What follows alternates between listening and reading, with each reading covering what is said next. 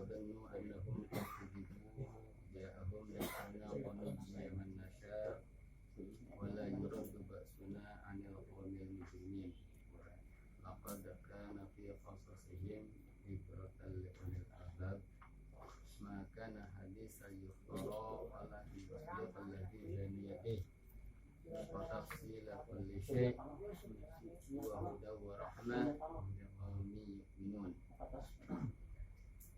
Hadirin rahimakumullah, sampai pada paling akhir daripada surat Yusuf yang kita sebelumnya telah diketahui di awal. Tidak ada satu cerita yang paling indah yang terbaik di dunia ini kecuali surat Yusuf. Karena apa? Itu diakui oleh sang pencipta alam semesta. Nahnu naqussu 'alaika ahsanal qasas. Saya akan ceritakan suatu cerita yang terindah terbaik di dunia.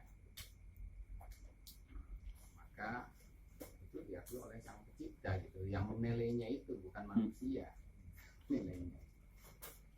Maka sangat itu sekali kalau kita tidak mau mengambil pelajaran dari cerita Nabi Yusuf itu sendiri. Sebab itu cerita kehidupan yang real, nyata, fakta, dan itu tidak berubah sama sekali, yang mana manusia itu akan mengalami hal-hal tersebut. Cuma beda, itu kasusnya beda, maksudnya beda. Cuma perjalanannya seperti itu, perjalanannya manusia itu seperti itu. Nah, di situ sudah dijelaskan bagaimana kita mensikapi dengan sikap yang terbaik atas hal-hal yang terjadi kepada diri kita dengan kita mempelajari surat tersebut, baik dari sisi kehidupan rumah tangga, baik dari sisi kehidupan politik, kehidupan organisasi, kehidupan masyarakat, kehidupan pemerintahan, udah komplit lah pokoknya, udah dijelaskan dalam surat Yusuf itu sendiri. Jadi sangat itu sekali kita sebagai orang muslim sendiri tidak mendalami haji akan surat Yusuf. Dalam paling terakhir di sini laqad hatta idasta'asar rusula hatta idata rasul wa dhannuhum fadhannu annahum qad kudzibu. Itu sangat berkaitan dengan ayat sebelumnya, yaitu apa? Wa ma arsalna min qablika illa rijalan nuhi illa rijalan yuha ilaihim. Tuntutan orang yang tidak beriman itu memang salah satunya aneh-aneh. Kok ada rasul dari kalangan manusia? Maksudnya rasul itu Allah mengutus itu mestinya malaikat. Malaikat itu manusia. Yang manusia itu sama dengan kita, makan, minum, beristri, bahkan sering ke pasar. Nah, oleh Allah sudah jawab.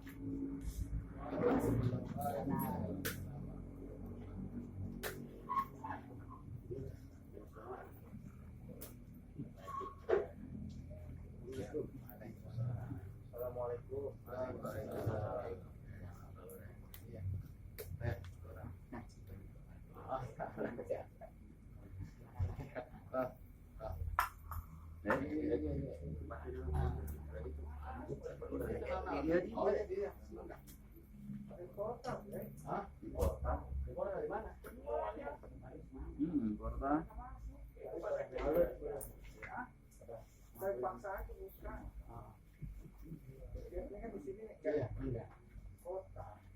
Semua aja lewat sana. Yang dibuka di sini. Sabar.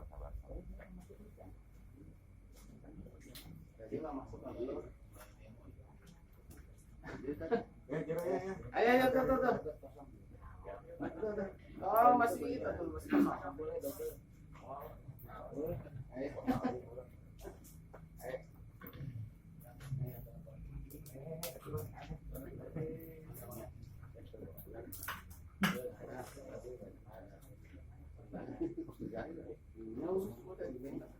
Sekalian sudah.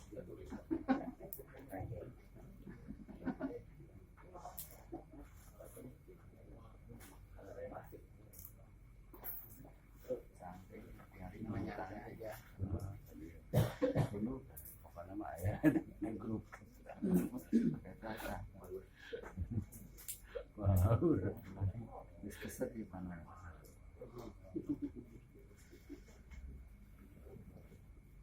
Hmm? Sabar.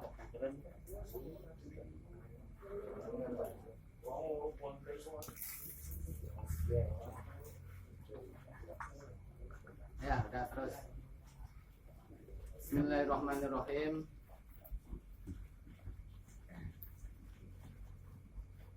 Hatta idza sta'asar rusul wa dhannu annahum kudzibu.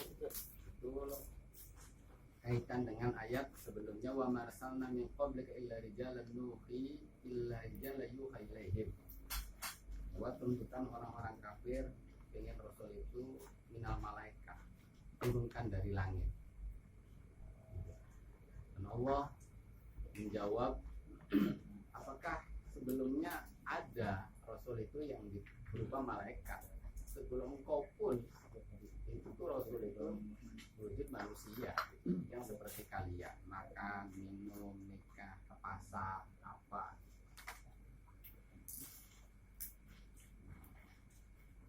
Nah, ya daripada turutnya rasul hatta idza asa rasul, bila mana seorang rasul udah putus asa. Nah, ini ada peas ya. Peas itu yaksu. Kalau yaksu kan kebalikan daripada roja. Roja. Dan itu diharamkan kita peas. Makanya dalam ayat sebelumnya juga surat Yusuf, waktu Nabi Yakub berbicara kepada anak-anaknya, fatahassasu min Yusuf wala tayasu min rauhillah innahu la ya'asu min rauhillah illa qaumul kafirun.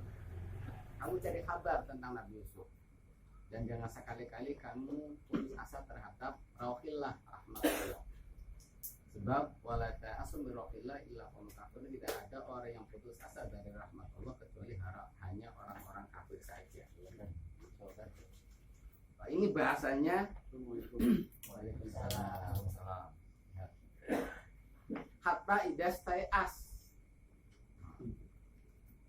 sehingga sampai para rasul itu putus asa. Nah, yang diharamkan itu putus asa itu mirohillah, yang diharamkan itu. Nah, ini rasul itu tidak ta'as mirohillah, tapi min qaumihim, beda gitu. Jadi haram putus asa itu mirohillah. Tapi kalau putus asanya min qaumihim, ya justru malah dianjurkan. Kita harus berputus asa kepada selain Allah. Jangan ada harapan kepada selain Allah.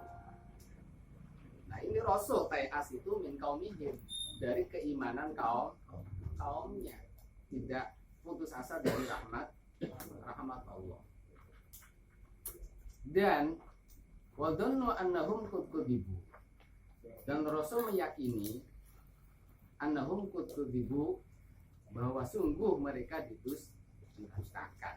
Artinya mereka itu para rasul itu putus asa itu karena ada wahyu dari Allah bahwa kaumnya udah tidak ada yang mau beriman lagi, seperti kaumnya Nabi Nuh. Dikasih tahu oleh Allah, Nuh, kaummu udah tidak ada yang bakalan beriman lagi. Itu arti putus asanya Rasul dari kaumnya, bukan putus asa dari rahmat Allah. Berbeda Nabi kita waktu di Taif berdakwah, dilempari gitu. Waalaikumsalam.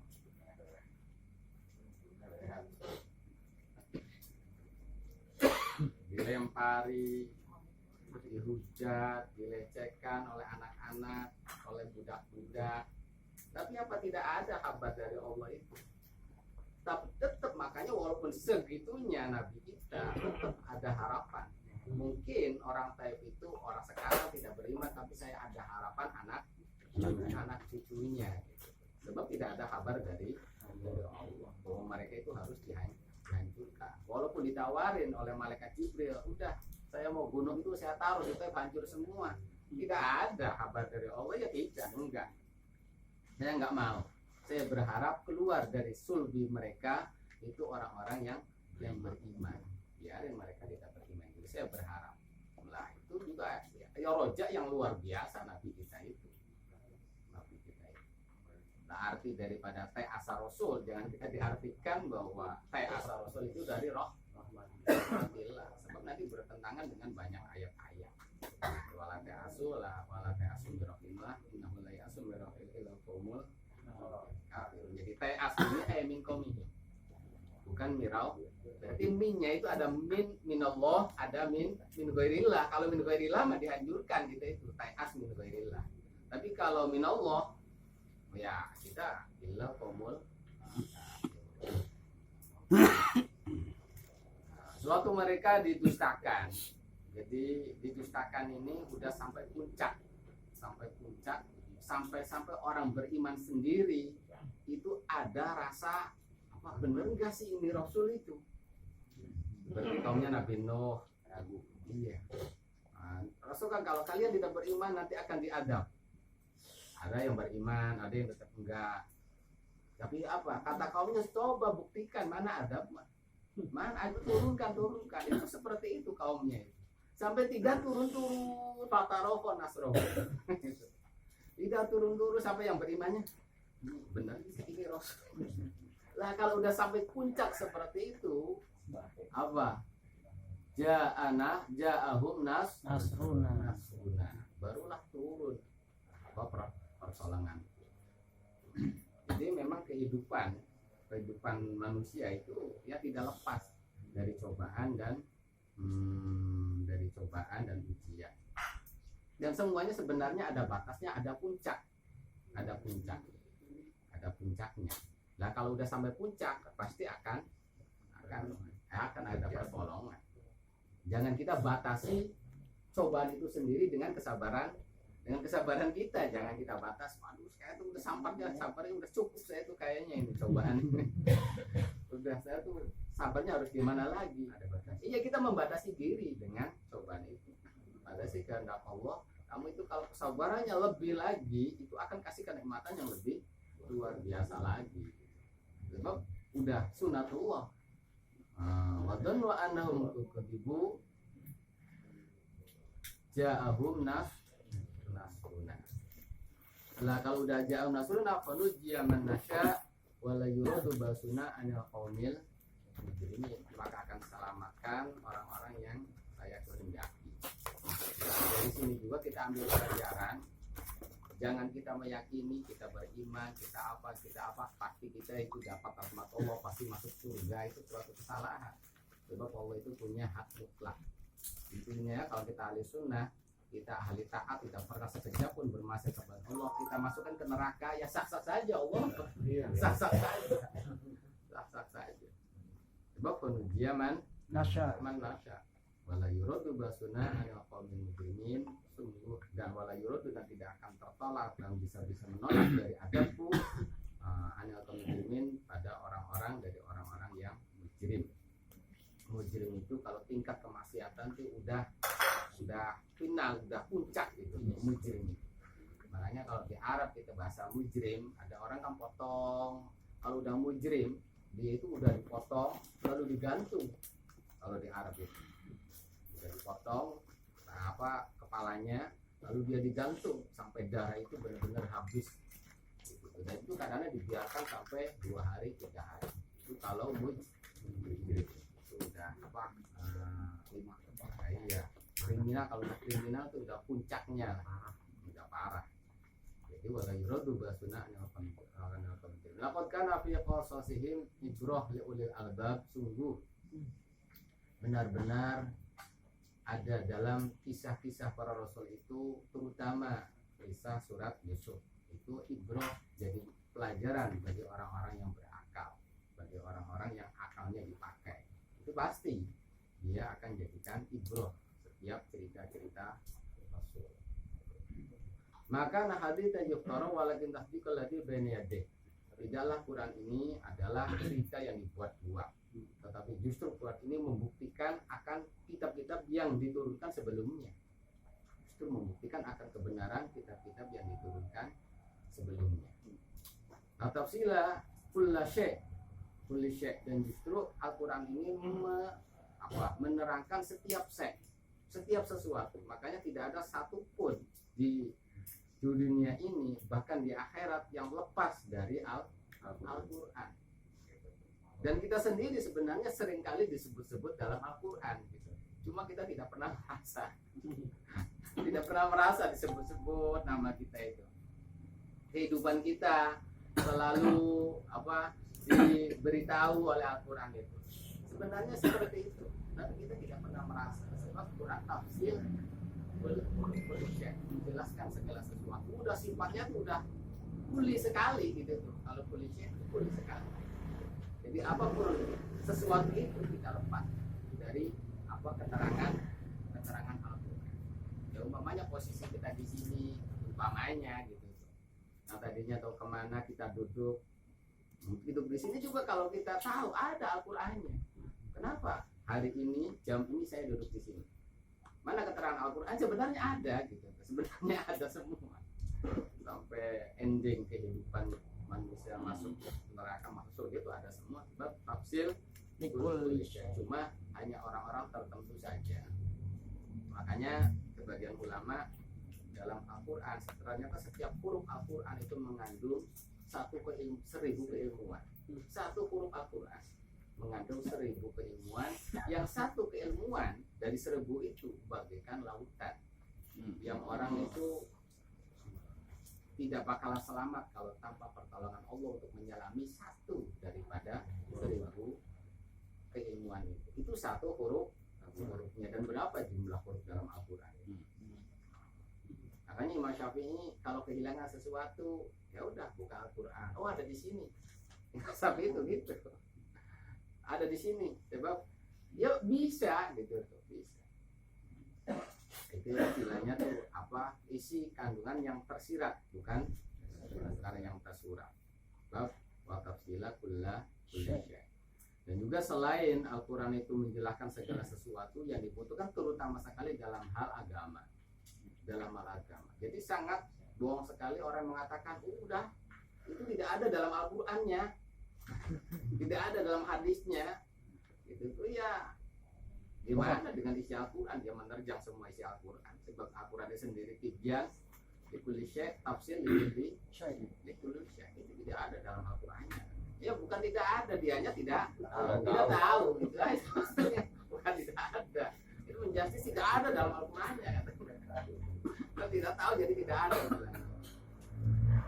Selain itu hudan, Al-Quran itu jadi petunjuk minat dalal supaya kita tidak tersesat. Itu ya petunjuknya ada Al-Quran. Semua manusia hudan linnas, hudan lil muttaqin, hudan lil mu'minin. Semuanya hudan semua bagi orang yang tidak umpamanya dia mencari kebenaran, dia belum beragama mencari kebenaran Al-Quran. Dia udah beragama Islam, bagaimana cara kita menjalankan agama Islam ya Al-Quran. Bagaimana kita cara jadi orang soleh ya Al-Quran sebab hudan. Warahmah liqaumi yu'minun. Dan Al-Quran itu adalah jadi rahmat bagi orang-orang yang beriman. Tapi bagi orang yang beriman ya justru bukan jadi rahmat. Sebab bagaimana Al-Quran itu bisa lana bisa alaina. Al-Quran itu lana itu bisa membela kita, yang membawa kita ke surga. Alaina bisa Al-Quran itu yang menjerumuskan kita ke neraka gitu. Jadi bisa hujjatun lana, bisa hujjatun alaina. Hanya warahmatan liqaumi. Kenapa khassu bidzikri lidibahim biduna warihim? Kenapa disebutkan rahmah liqaumi yu'minun bukan rahmatan linnas gitu. Bukan rahmat tapi liqaumi yu'minun. Sebab hanya orang beriman saja yang bisa mengambil pelajaran manfaat dari Al-Quran ini, tidak selain orang-orang yang beriman. Wallahu a'lam. Ya, semoga ya supaya banyak ini mah kajiannya. Ayo mulai Pak. Jadi di antara kajian malam ini kita nggak boleh mengatakan ini mah hal baik lah, pasti dibantu atau ditolong ke Allah. ini mah kebaikan dah, pasti Allah nggak bantu orang. Dan itu juga kalimat yang seperti itu jelek gitu ya. Apa pertanyaan apa Bukan gimana? pertanyaan itu. Itu begitu enggak? Begitu enggak? Ada orang bilang, Ah, oh, ya mah kebaikan pasti ditolong oleh Allah lah. Iya. Gitu. dibenarkan nggak gitu? Ah, Oh, iya, ya silakan. Ya justru benar ya. Yang suruh Allah yang suruh lakukan. Tapi untuk tadi yang tadi dibacakan itu Hatta idza ada sta'akhara hatta idza wa fadlu annahum qad kudzibu. Bukan berarti tidak ditolong, cuman kan ada ujian dahulu, ada ujian dulu sehingga seakan-akan merasa putus asa. Dan pada akhirnya kan ditolong pada akhirnya ada kalimat Ja'ahum nasruna. Ja'ahum nasruna anunaji. Berarti ini kan anunaji maka diselamatkan. Ya kita dihitungkan dulu ya arti nasruna. Artinya Rasul itu udah putus asa. Terus valunya gimana? Artinya ya pertolongannya udah sayangnya kayak